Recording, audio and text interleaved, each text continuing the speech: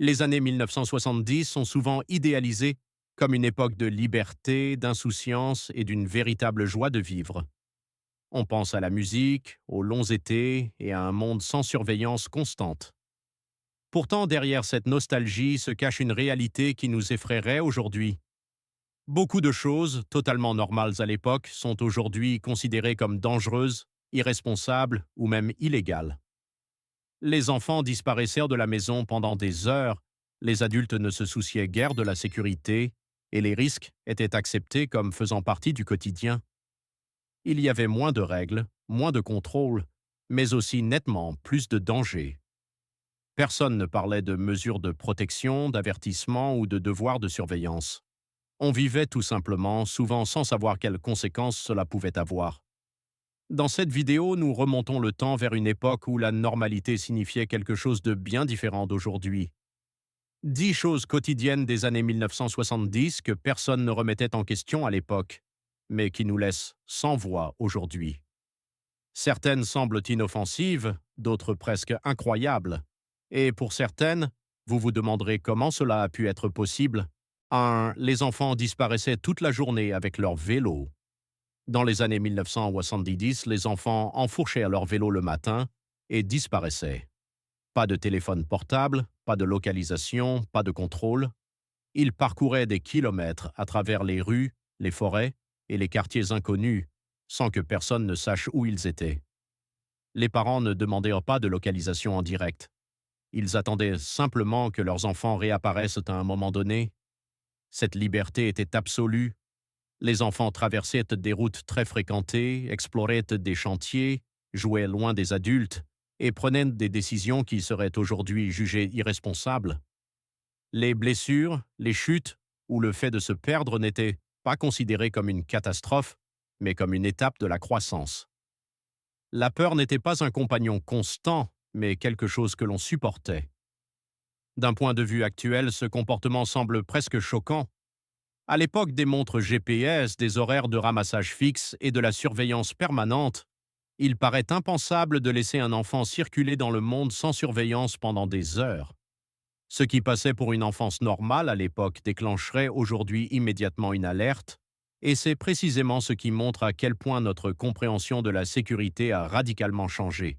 2. Conduire sans ceinture de sécurité était tout à fait normal. Dans les années 1970, conduire était banal, mais la sécurité n'y jouait pratiquement aucun rôle. De nombreuses voitures n'avaient pas de ceinture de sécurité ou n'étaient que des équipements optionnels. Même lorsque les ceintures étaient présentes, elles étaient souvent ignorées.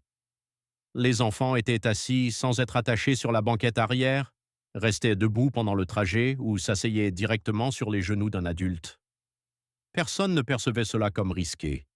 Il n'y avait pas de siège auto, pas de loi stricte et peu de sensibilisation du public au danger en cas d'accident. Les morts sur les routes et les blessures graves étaient nettement plus fréquents, mais ils étaient acceptés comme une partie inévitable de la circulation routière. La sécurité était un choix personnel, pas un devoir de société. D'un point de vue actuel, cette normalité est choquante. À l'ère des airbags, des crash tests et du port obligatoire de la ceinture de sécurité, l'idée de transporter un enfant non sécurisé dans une voiture semble presque négligente. Ce qui allait de soi dans les années 1970 déclencherait aujourd'hui immédiatement des amendes, des contrôles de police et une indignation publique. 3. Lawn darts, un jeu dangereux pour toute la famille. Dans les années 1970, un jeu était considéré comme inoffensif alors qu'aujourd'hui, on aurait peine à croire qu'il ait jamais été autorisé.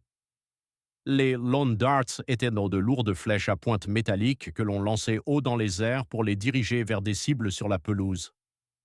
Les enfants jouaient juste à côté, les adultes se tenaient à proximité, les animaux domestiques circulaient librement. Personne n'y voyait de problème. Les blessures n'étaient pas une exception, mais presque inévitables. Pourtant, on traitait ce jeu comme une activité de loisir normale dans le jardin. Il s'agissait d'adresse, de compétition et de plaisir, pas de sécurité. Les avertissements ou les mesures de protection n'existaient pratiquement pas. Le fait qu'un mauvais lancer puisse être mortel était tout simplement ignoré.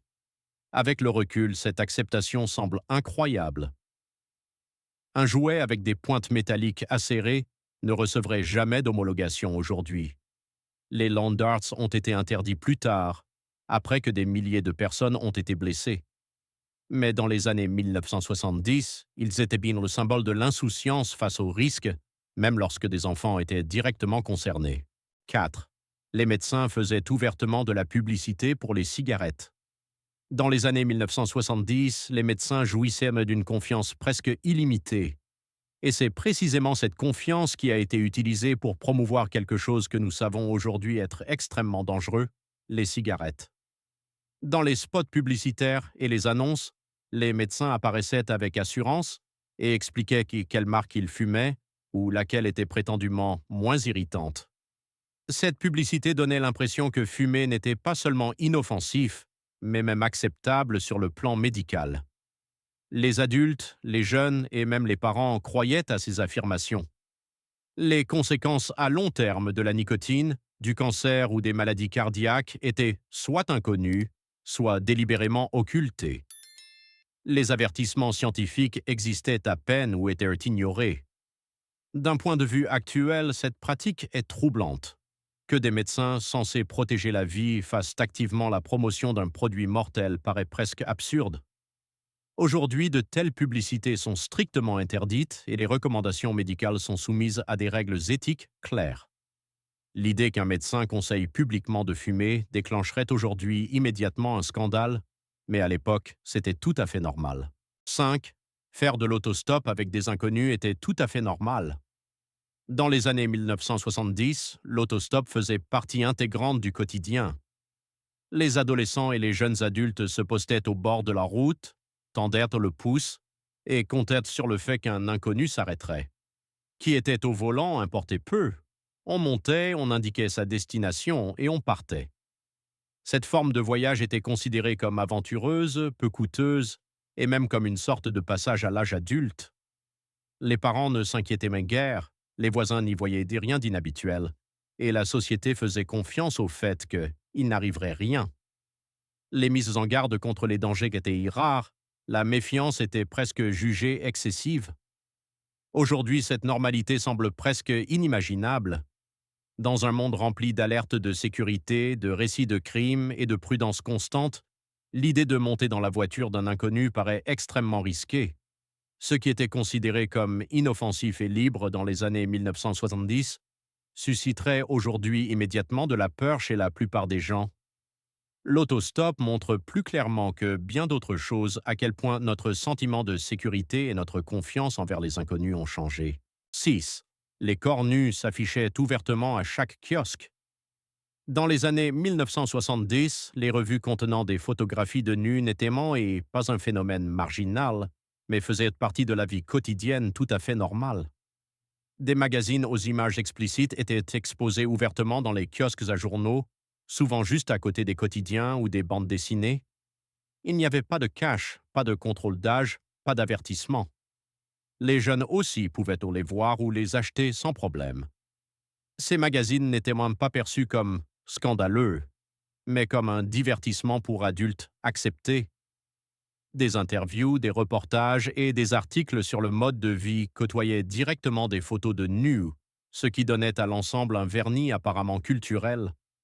Les parents réagissaient souvent avec indifférence, la curiosité était considérée comme normale et presque personne ne parlait des effets possibles sur les jeunes. Aujourd'hui, une telle ouverture déclencherait immédiatement l'indignation. À une époque de lois strictes sur la protection de la jeunesse, de restrictions d'âge numérique et de débats de société sur les contenus, l'évidence de l'époque paraît presque choquante. Ce qui était autrefois exposé ouvertement en vitrine est aujourd'hui strictement réglementé, et c'est précisément ce qui montre à quel point notre rapport à la sexualité et à la protection a changé. 7. Les stations-service avec service complet allaient tout de soi. Dans les années 1970, se rendre à une station-service était bien plus qu'un simple arrêt rapide. Les conducteurs restaient assis dans leur voiture pendant qu'un pompiste faisait le plein, nettoyait le pare-brise, vérifiait le niveau d'huile et ajoutait même de l'eau si nécessaire. Ce service était considéré comme normal et n'était pas perçu comme quelque chose de particulier. Les stations-service étaient des lieux de rencontre humaines. On discutait brièvement, on souriait, on échangeait même parfois des potins locaux. La technologie ne jouait pratiquement aucun rôle, tout se faisait à la main, calmement et sans précipitation. Conduire était moins anonyme, moins automatisé et semblait plus personnel. Aujourd'hui, ce modèle semble presque étranger. Le libre-service, le paiement par carte et la pression du temps déterminent le quotidien. L'idée que quelqu'un vérifie volontairement chaque petit détail de la voiture semble superflue ou nostalgique pour beaucoup de gens. Ce qui était autrefois le quotidien est aujourd'hui un rare souvenir d'une époque plus lente et plus humaine. 8. Garder des enfants d'autrui à 13 ans était normal. Dans les années 1970, les enfants assumaient déjà de grandes responsabilités. À seulement 13 ans, il était considéré comme tout à fait normal de faire du babysitting pour des enfants inconnus. Sans contrat, sans vérification des antécédents, sans règles fixes, les parents comptaient simplement sur le fait que tout se passerait bien. Ces jeunes babysitters s'occupèrent du dîner, mettaient alors les enfants au lit et résolvaient les problèmes seuls. Il n'y avait pas de téléphone portable, pas de numéro d'urgence en numérotation abrégée et peu d'instructions. La confiance remplaçait le contrôle et la communauté remplaçait les consignes de sécurité. Les erreurs étaient considérées comme une expérience d'apprentissage, pas comme un risque. Aujourd'hui, cette évidence semble presque inimaginable. À une époque de questions de responsabilité, de limites d'âge et de normes de sécurité strictes, l'idée de confier la responsabilité d'enfant à un autre enfant paraît extrêmement osée.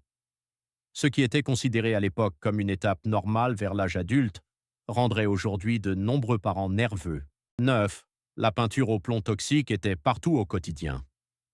Dans les années 1970, la peinture au plomb était un matériau tout à fait normal dans les maisons, les meubles et même dans les jouets. Elle était bon marché, durable et offrait des couleurs vives. Presque personne ne savait ou ne voulait savoir à quel point elle était réellement dangereuse. Les enfants jouaient dans des pièces fraîchement peintes, touchant des surfaces peintes et mettaient des jouets à la bouche. Les conséquences sur la santé sont restées longtemps inconnues ou ont été ignorées. Le saturnisme pouvait entraîner de graves troubles du développement, des problèmes d'apprentissage et des dommages permanents. Pourtant, la peinture était considérée comme sûre parce qu'elle était utilisée depuis des décennies. Les avertissements, les études ou les interventions de l'État manquaient largement.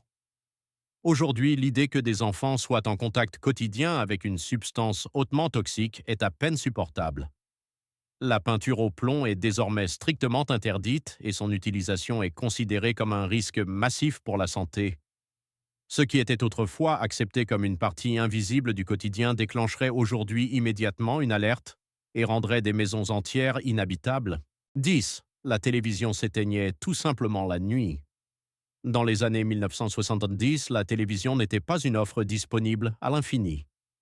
Les chaînes avaient des horaires de diffusion fixes et terminaient leur programme tard dans la nuit. Après les dernières informations, l'hymne national passait souvent, suivi d'une mire, puis l'écran devenait noir. La télévision était tout simplement finie. Les familles devaient planifier leur soirée. Celui qui ratait une émission n'avait pas de chance. Il n'y avait pas de rediffusion à la demande, pas d'enregistrement d'une simple pression sur un bouton et pas de binge-watching. La télévision était une expérience commune, limitée par le temps et la patience. C'est précisément cette limitation qui la rendait spéciale. Aujourd'hui, dans un monde rempli de services de streaming et de contenus infinis, l'idée que le divertissement s'arrête tout simplement semble presque étrangère. Qu'un appareil qui était le centre du salon devienne muet la nuit. Ce qui était normal à l'époque semble impensable aujourd'hui et montre à quel point notre rapport aux médias a radicalement changé. Les années 1970 n'étaient ni une meilleure ni une moins bonne époque, elles étaient simplement différentes. Beaucoup de choses qui allaient de soi à l'époque nous paraissent aujourd'hui dangereuses, naïves ou même choquantes. Mais pour les gens de cette époque, c'était le quotidien. On vivait avec moins de règles, moins de contrôle et une plus grande confiance dans le monde environnant. Cette normalité a façonné une génération qui acceptait les risques, prenait des responsabilités tôt et privilégiait souvent la liberté à la sécurité. En même temps, le regard en arrière montre tout ce que nous avons appris. De nouvelles lois, le progrès technique et une conscience plus forte de la santé et de la protection ont rendu notre quotidien plus sûr. Quand nous regardons cette époque aujourd'hui, nous sommes étonnés, parfois en secouant la tête, parfois avec nostalgie. Car entre tous ces dangers se trouvait aussi un sentiment de simplicité et de proximité qui se perd souvent dans la vie moderne. Les années 1970 nous rappellent à quel point la normalité peut changer rapidement et à quel point chaque génération est façonnée par son propre temps.